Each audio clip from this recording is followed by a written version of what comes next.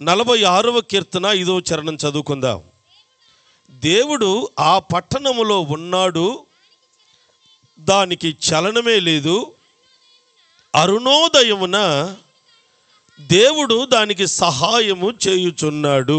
ఆమేనండి. శ్రద్ధగా వినండి. ఇక్కడ ప్రభు వ్రాయించినటువంటి ఒక చక్కని మాట. ఒక పట్టణాన్ని గురించి ప్రభు చెప్తున్నారు. కొన్నిసార్లు ప్రభు మన గురించి మాట్లాడేటప్పుడు తన బిడ్డలతో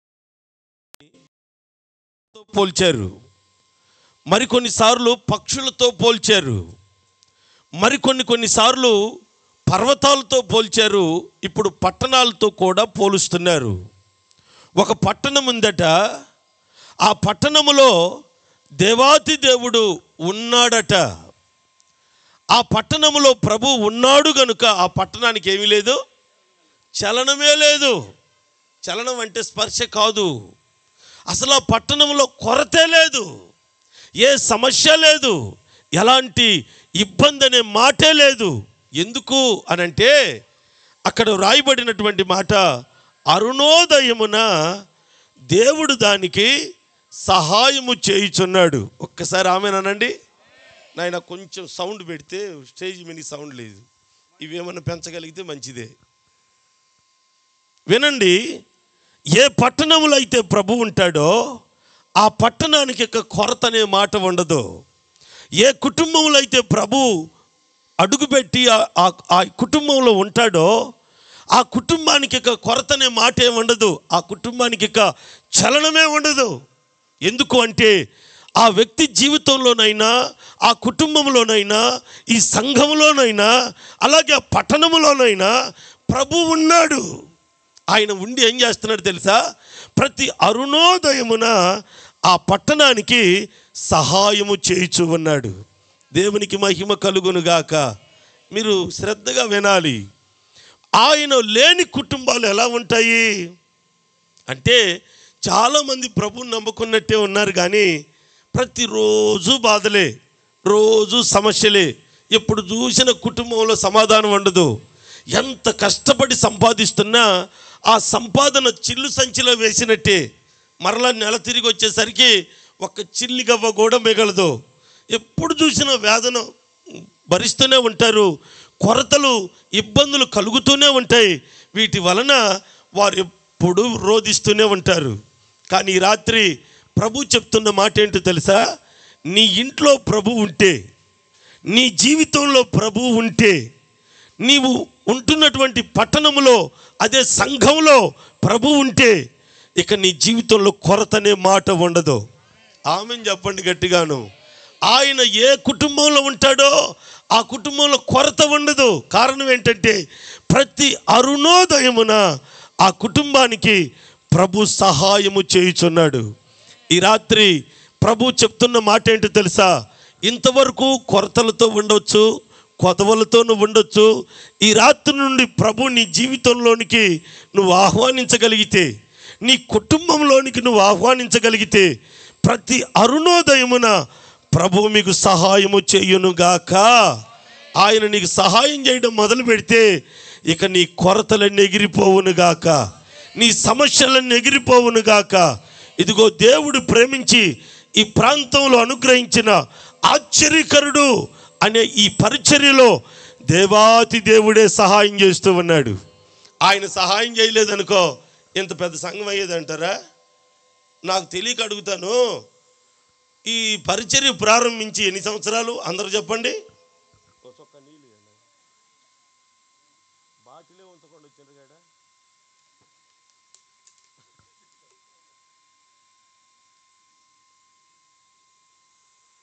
ఎన్ని సంవత్సరాలు అయిందని చెప్పాలి గట్టిగాను. ఎన్ని సంవత్సరాలు అయింది ఇప్పుడు ఈ సేవ ప్రారంభమై? మరి 4 అన్నాడు ఏంది? మందిరం కట్టా? మందిరం పుట్టినరోజు అంటమ్మా, మీది కాదు. ఇది సంఘం పుట్టినరోజు కాదు, మందిరం పుట్టినరోజు అంట. సరే, మంచిదే. సరే, ఈ 10 సంవత్సరాలు అనుకోండి. సంఘము పరిచర్య ప్రారంభించి ఎన్ని సంవత్సరాలు? 10 సంవత్సరాలు. ఇప్పుడు మన గ్రామంలో సంఘాలు లేవా? ఉన్నాయా? లేవా? మా పొదిలి పట్టణంలో మన మందిరం 25 సెంట్లలో ఉంటుంది. 25 సెంట్లు. మన మందిరానికి ఒక 10 అడుగు, ఈ రోడ్డు అవతల ఒక చర్చి ఉంటుంది, ఈ రోడ్డు అవతల ఇంకొక చర్చి ఉంటుంది. నా మందిరం చుట్టూ ఒక 7-8 చర్చిలు చుట్టూ ఉంటాయి. ఆ వీధిలో కొంచెం ఈ నుంచి ఆ రోడ్డు అంతా కొంచెం ఆ సెంటర్ అంతకైనా వెళ్ళామనుకోండి, పాతక చర్చీలు ఉంటాయి. ఎన్ని మాట్లాడేంటండి? ఏమి నచ్చలేదా? మరి ఏంది అడుగుతున్నారు? గట్టిగా వెళ్ళి చెప్పండి. నా భాష అర్థమవుతుందా? ప్రకాశం జిల్లా కదా, కొంచెం మోటుగా ఉంటుంది. మీరు గుంటూరు జిల్లా వాసులు కదండి. అదే నాకు డౌట్లు వస్తుంది మిమ్మల్ని చూస్తుంటే, ఏదో వేరుగా చూస్తున్నారు. మరి మీ అయ్యగారు అయితే ఒక్క గర్జించాడంటే అది నాకేమో చేత కావడు, గొంతు రాసిపోయింది. ఈరోజు వరకు పగలు రాత్రి ఒకటే కూడికలు, నిద్రే సరిగ్గా లేని పరిస్థితి. అంత విస్తారమైన పరిచర్య ప్రభు అప్పగించారు. ఆయన నామానికి మహిమ కలుగునుగాక. చూడండి, ఇప్పుడు చర్చి లేవని మనకు చర్చి ఇచ్చారంటారా? ఇక్కడ నేను వెళ్ళే మార్గంలో మా వీధిలో 25 చర్చీలు పైనే ఉన్నాయి. ఇంకా నేను లెక్కేసినప్పుడు 25 ఉన్నాయి. ఇప్పుడు మరలా వెలుస్తానే ఉన్నాయి, వీధికి వెలుస్తానే ఉన్నాయి. నాకు ఒక డౌట్ ఏంటంటే, ఇప్పుడు ఆ ఊర్లో చర్చి లేవని కాదు చర్చిని ప్రభు ఇచ్చింది, సేవకులు లేరు అని కాదు ఈ సేవకుని ఇక్కడికి తీసుకొచ్చింది, సంఘాలు లేవని కాదు ఈ సంఘాన్ని ప్రభు ప్రారంభించింది. ఆయన చిత్తానుసారమైన సేవకుడు కావాలి, ఆయన ఉద్దేశాన్ని నెరవేర్చే సంఘము కావాలి. అందుకే ప్రభు ఈ సంఘాన్ని ఇక్కడ ఏర్పాటు చేసుకున్నాడు. మనం ఆయన చిత్తాన్ని గుర్తుపట్టినంత కాలం, ఆయన ఆలోచన ప్రకారం నడిచినంత కాలం ఏమండి, మన సంఘం విస్తరిస్తూనే ఉంటుంది. గట్టిగా చెప్పాలి ఆమేనని. ఇప్పుడు చర్చీలు ఎన్నో ఉన్నాయి, సేవకులు ఎందరో ఉన్నారు, ఏమండి సంఘాలు ఎన్నో ఉన్నాయి. ఎప్పటి నుంచి? 30-40 ఏళ్ల నుంచి, మన తాతల కాలం నుండి సేవలు జరుగుతున్న సంఘాలు ఎన్నో ఉన్నాయి.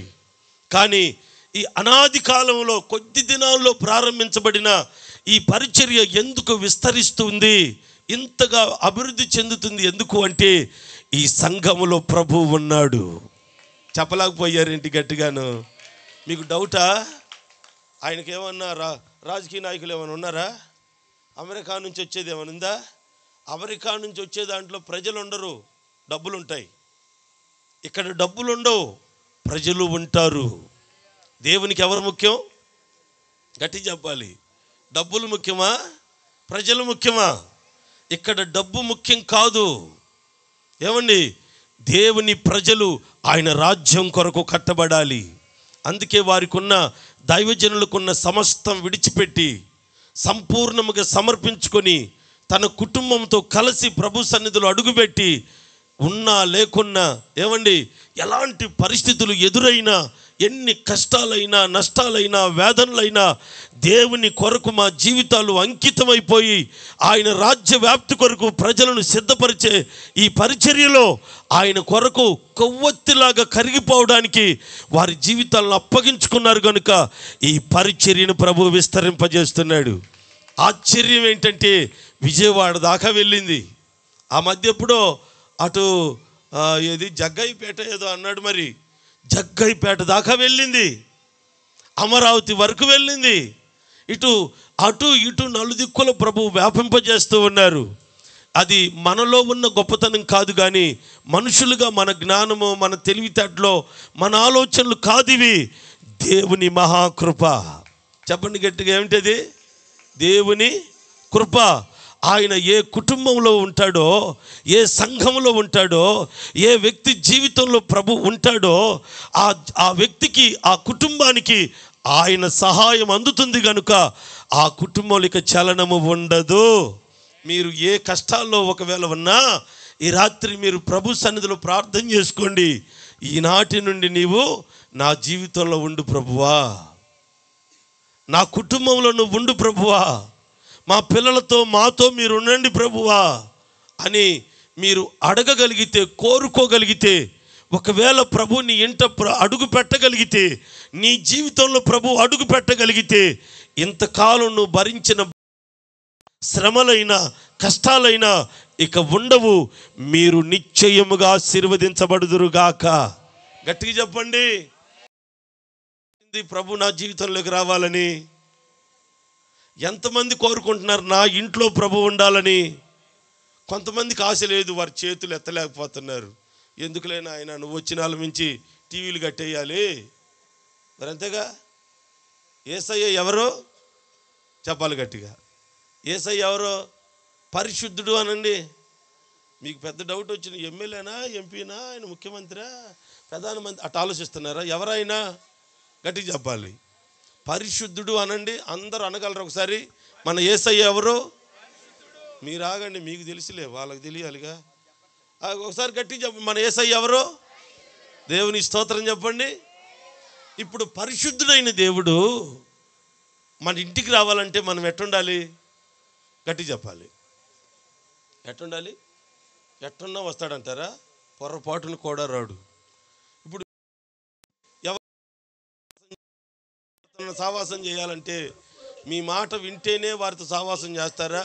మీరు మాట్లాడిన వ్యతిరేకంగా చెప్తున్నారనుకో, అట్ట కాదు అమ్మాయా, ఇట్ట కాదు అక్కాయ అని చెప్తున్నారనుకో, అప్పుడు వాళ్ళతోటి ఈ అమ్మాయి మంచిదే కాదు, నా మాట వినదు, ఇది పనికొచ్చేదే కాదు, ఈ అమ్మాయితో నాకు కుదరదు అంటారు. అంతేనా కాదా? అంతేనా కాదా? మరి యేసయ్య నీ ఇంటికి రావాలంటే నీ ఇంట్లో ఎలా ఉండాలి? గట్టిగా చెప్పాలి. పరిశుద్ధంగా ఉండాలి. యేసు క్రీస్తు ఎవరి జీవితంలో అడుగు పెడతాడంటే, ఏ వ్యక్తి అయితే తమ పాపములు ఒప్పుకొని విడిచిపెట్టి వారి జీవితాలను ప్రభు సన్నిధిలో పరిశుద్ధంగా మార్చుకొని ప్రభువుకు ఇష్టమైన జీవితం ఎవరైతే జీవిస్తారో వారి జీవితంలో ప్రభు అడుగు పెడతారు. వారు పరిశుద్ధమైన కుటుంబముగా మార్చబడినప్పుడు వారి కుటుంబంలో ప్రభు అడుగుపెట్టే దేవుడు. దేవుని స్తోత్రం చెప్పండి. ఎప్పుడైతే నీవు పరిశుద్ధంగా మార్చబడతావో ఆయన అడుగు పెడితే నీ చరిత్ర మారిపోతుంది. గట్టిగా ఉండడానికి ఇష్టపడాలి. అంతరంగంలో ప్రభు చూస్తాడు.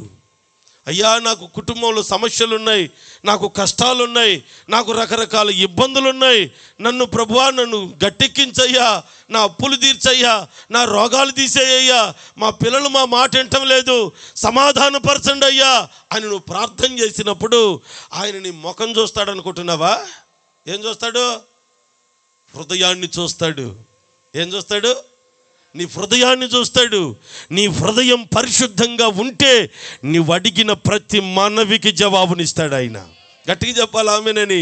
నువ్వు అడిగిన ప్రతి ఆశ, నువ్వు పడిన ఆశను తీరుస్తాడు. నువ్వు అడిగిన ప్రతి మనవి, నీ ప్రార్థన ఆలకిస్తాడు, అంగీకరిస్తాడు. నీ సమస్యలన్నిటిని ఒక్కొక్కటిగా తొలగించేస్తాడు. ఈ రోజున నువ్వు కోరుకోవాల్సింది ఒకటే, నీవు నా జీవితంలోనికి రావాలి. 2, నా కుటుంబంలో మీరు అడుగు పెట్టాలి. దేవునికి స్తోత్రం. మరి ఈ 2 పనులు జరగాలి అంటే నీ కుటుంబం ఎట్టుండాలి? పరిశుద్ధంగా అనండి. మరి ఉందంటారా? ఒకసారి నేను ఒక ఇంటికి వెళ్ళాను. ఆమె ఎప్పుడు చూసినా అన్నయ్య ఒక్కసారి మా ఇంటికి రా అన్నయ్య, మా ఇంటికి వచ్చి ఒక్క అడుగు పెట్టి ప్రార్థన చెయ్యి అన్నయ్య అనేది. నేను వచ్చినప్పుడు 2 అడుగులు పెడతాలే అమ్మ, ఒకటి బయట పెట్టి ఒకటి లోపల పెట్టి ప్రార్థన చేయటం కుదరదు, నేను వస్తే 2 అడుగులు పెడతాలే అమ్మ అనేవాడిని సరదాగా. ఆమె అట్లా కాదులే అన్నయ్య, రా అన్నయ్య అంటూ ఉండేది. ఒకరోజు అనుకోకుండా ఆ ప్రాంతానికి వెళ్ళాను. అలా వెళ్తుంటే ఆమె గుర్తొస్తే ఆ ఇంటికి వెళ్ళి పలకరించి పోదాం, ప్రార్థన చేసి పోదామని మధ్యాహ్నం సమయం అవుతుంది. ఆ ఇంటికి వెళుతూ ఆ గేట్లో నుండేనండి, గేటు ఇనప గేటు ఒకటి ఉంది. ఆ గేటు తీస్తూ హల్లెలూయా అన్న గట్టిగా. అంతే, నేనేమనలేదు. నేను ఏ ఇంటికి వెళ్ళినా వాళ్ళు ఏ పరిస్థితులు ఉంటారో మనకు తెలియదు కదా, అందుకని ఒక గట్టిగా హల్లెలూయా అంటాను అంతే. వెంటనే వారికి అర్థమైంది అన్నయ్య వచ్చాడు అని. గేటు తీస్తూ హల్లెలూయా అన్నాను అంతే. ఈ లోపు నన్ను అద్దంలో నుంచి చూసిందండి. గేటుకి ఎదురుగా అద్దం ఉంది. చూసింది, ఒరే నాయన వచ్చినట్టున్నాడని హడావుడిగా ఆ కుటుంబం ఎట్టుందో తెలుసా? కుటుంబం అంతా ఏడుస్తూనే ఉన్నారు, కన్నీళ్లతో ఉన్నారు. వాళ్ళ కంగారు అదంతా చూసి నేను భయపడిపోయాను. ఇదేంట్రా నాయన అందరూ ఇట్లా ఏడుస్తున్నారేంటి, ఏంట్లో ఇంత కంగారుకున్నారు, ఏం జరిగిందన్నా, ఏం జరిగిందన్నా, ఏం జరిగిందన్నా అని నేను అడావుడిగా వారిని అడుగుతూ ఉంటే ఆ అన్న అంటాడు, ఏమీ లేదులే అన్న అంటున్నాడు, కళ్ళు తుడుచుకుంటున్నాడు. ఆమె అయితే అసలు మాట్లాడడం లేదు. పిల్లలేమో వాళ్ళు తల ఒక మూల కూర్చొని ఉన్నారు. ఏమైందో నాకు అర్థం కాలేదన్న, జరిగిందేమో నా భయం. చివరికి ఏమైందన్నా చెప్పన్నా అని గట్టిగా అడిగితే, ఏమి లేదులే అన్న, సీరియల్లో వాళ్ళు ఏడిచారు, వీళ్ళు ఏడుతున్నారు, అది జరుగుతుంది. అప్పుడు సీరియల్ కుటుంబ సమేతంగా మందిరంలో ఎంత మంచి భక్తులో తెలిసే వాళ్ళు, దేవుని పరిచర్య నమ్మకంగా చేసేవారు. ఆ అక్కకి ఆత్మ వచ్చిందంటే పాలిస్ బండలు లేండి, మన చర్చిలో 2-3 పగిలాయి, ఆ రేంజ్లో ఎగిరిద్ది. ఎగరటం మామూలుగా ఎగరదు. నేను అనుకునే వాళ్ళు మంచి భక్తి కలిగిన కుటుంబం అని, తీరా చూస్తే ఏం చేస్తున్నారు చెప్పరేంటండి, ఇంటి లాదులు ఏడుస్తున్నారండి బాబు. స్త్రీలు ఏడిచారంటే అర్థం ఉంది, ఆ ఇంటి ఆయన కూడా ఏడుస్తున్నాడు.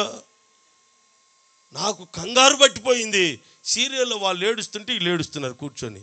ఇప్పుడు చెప్పండి, ఇప్పుడు మన ఇంట్లో యేసుప్రభు ఉంటాడా? చెప్పాలి గట్టిగా, ఉంటాడా ఉండడా? మరి బాధలు రమ్మంటే రావా?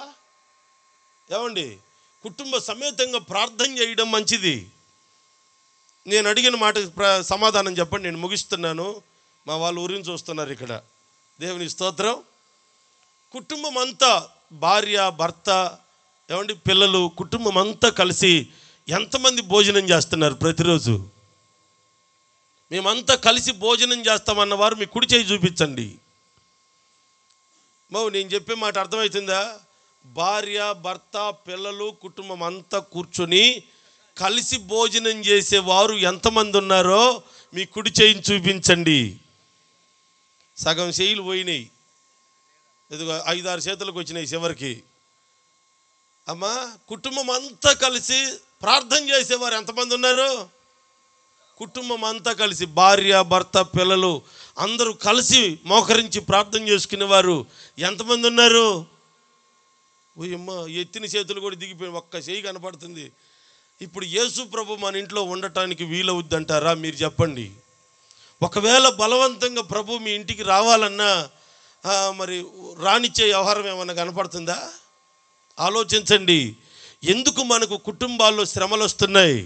కొరతలు ఎందుకు కలుగుతున్నాయి? ఇబ్బందులు ఎందుకు ఎదురవుతున్నాయి?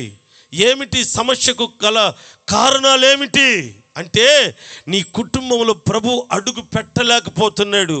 మందిరంలోకి వచ్చినప్పుడు కలుస్తున్నావు, మందిరంలోకి వచ్చినప్పుడు ఏదో ఆయన సహాయం చేయి ప్రభు అని ఆయన అంటున్నావు, ఆయనకి ఏదో తొలమో పొలమో కానుకిస్తున్నావు, ఆ దశంభాగం ఏదో పాస్టర్ గారి చేతులు పెట్టిన ఆయన నా దోషం అంతా పోయితాడు సాయం చేయమని ప్రభు సన్నిధిలో ప్రార్థన చేసి వెళ్ళిపోతున్నావు. నువ్వు అడిగిన ఆ ప్రార్థనకు ఆయన నీ ఇంటికి వచ్చి నీ ఇంటి అడుగు చేసే పని ఏంటండి? మా ఇంటికి రావద్దు ప్రభు అని తలుపులు వేసి పంపించేస్తున్నావు. అందుకే నీ కుటుంబంలో సమాధానం కరువైంది. అందుకే నీ జీవితంలో ఆశీర్వాదం కరువైపోయింది. ఏ వ్యక్తి అంతరంగంలో పాపం ఉంటుందో ఆ వ్యక్తి జీవితంలో ప్రభు అడుగు పెట్టలేడు. నీ కుటుంబంలో ఎంతకాలం పాపం ఏలుబడి చేస్తుందో అంతకాలం ఆయన నీ ఇంట్లో అడుగు పెట్టలేడు. ఈ రాత్రి ఒక మంచి తీర్మానంతో ఇక్కడ నుండి నువ్వు వెళ్ళగలిగితే, ఇది మొదలుకొని ఆయన మీ పెట్టునుగాక, ఆయన మీ జీవితాలు అడుగు పెడితే ప్రతిరోజు